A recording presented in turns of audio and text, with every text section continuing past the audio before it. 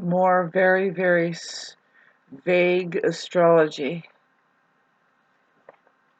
But this week from the 20th, say, to the 25th or 6th, it's just not going to be very easy towards the end of this week.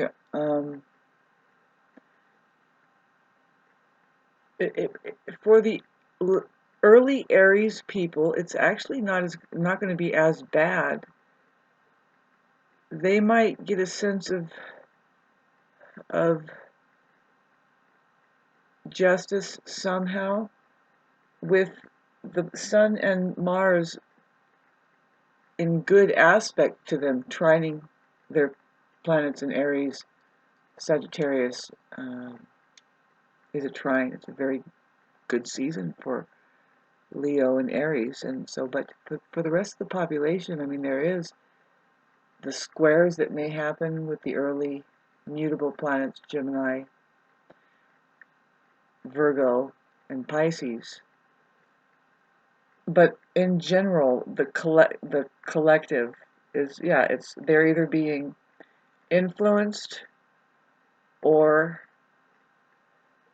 triggered off by this Mars Sun conjunction square Saturn at the end of this week. If you know,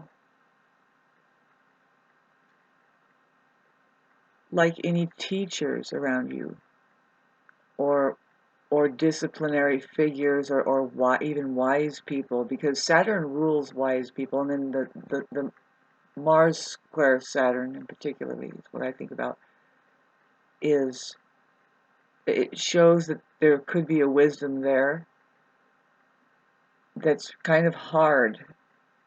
It's a hard knock kind of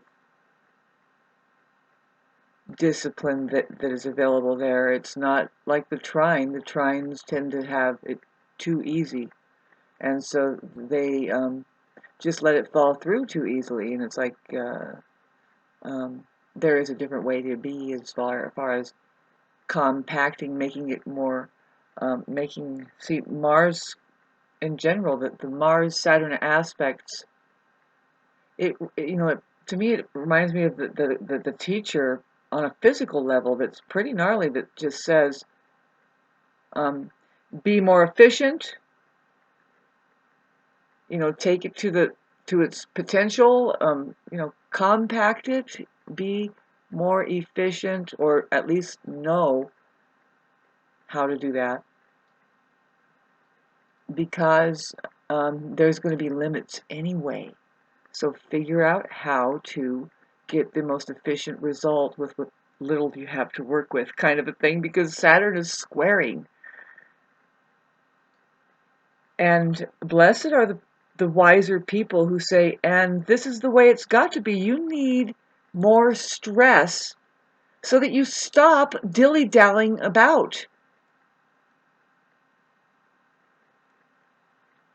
And find out, especially say with the Mars, it points out, just in general, we'll talk about the physical world, but it points at men.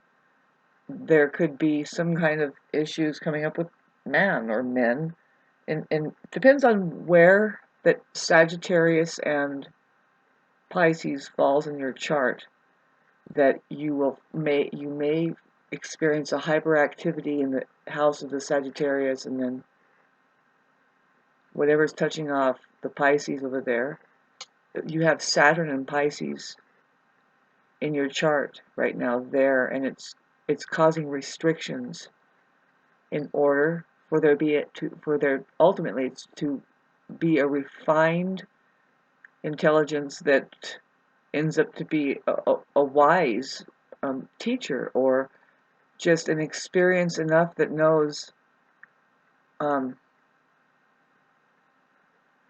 notch above, say, the unlearned. God, tough for a Mars square Saturn to say. I think I'll be okay. I'm Mars ruled, and I do have a mild Mars square Saturn in my chart just means that there's a little bit of a lesson. See, with for a woman, it's a little bit of a lesson with men. And I didn't just say I have such undisciplined trouble with them. It's like, no, actually, it's time to look at the more disciplined possibility that, in fact, needs to be there, because you can get completely messed up by just dealing with, by thinking that, first of all, that men are the answer to your God given prayers or whatever. And they are, but are they men? See, you need to take, now this is where I'm talking, it's like you need to take responsibility. As a woman, your position of power includes not just the possibility of an entire civilization emerging into view through your V down there, because you just decided to stop taking birth control. Unbeknownst to anybody, by the way. Imagine that. Contemplate that. Everybody gets in a huffy puffy about her making a choice, and says she has no right or whatever, and abortion this, and it's like, well, what about if the one who just takes birth control for 25 years and then finally sees that it's safe? Is it safe to have children into the environment there because she finally created a human being there out of the narcissist who just is like, I think I want something, I really do, I think I need something, I need a dishwasher, yes. What? How dare you? No, I'm just kidding, darling. I need a laundry doer. I'm just kidding. I need a cook. I'm just kidding. I need a